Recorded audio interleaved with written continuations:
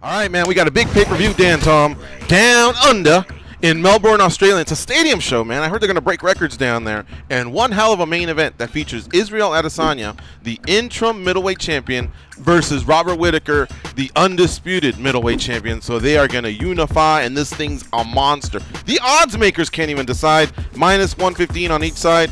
Flip a coin, man. That's what they're basically saying. What are you saying? You know, I could agree with the line, and I'll tell you what I'm saying in a second, because I believe the champion Robert Whittaker opened as the favorite, as he should. He's the more proven commodity, but as Israel Adesanya, who money has came in, like you said, George, now they are at even, depending on what house you were looking at. As Israel Adesanya has climbed the ranks, he's beaten those more proven commodities, the guys like Brad Tavares, who have been around, the durable cats, the Derek Brunsons of the world, and even Anderson Silva. So I'm almost done betting against Israel Adesanya. That said, I do find myself ever so slightly leaning with the champion here, George.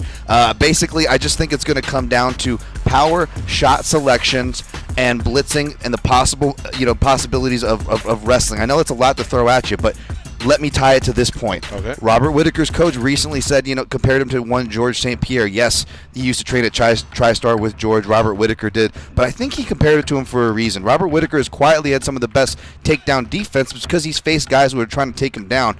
Now, he's finally facing a guy who's not going to be trying to take him down, right? Right. What will that Commonwealth level wrestling that he achieved in Australia, what will it look like on the night on Saturday?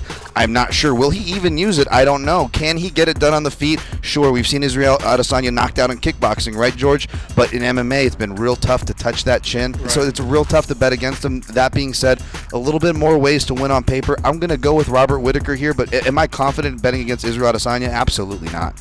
All right, and is this thing going a distance stand, or do you see a finish?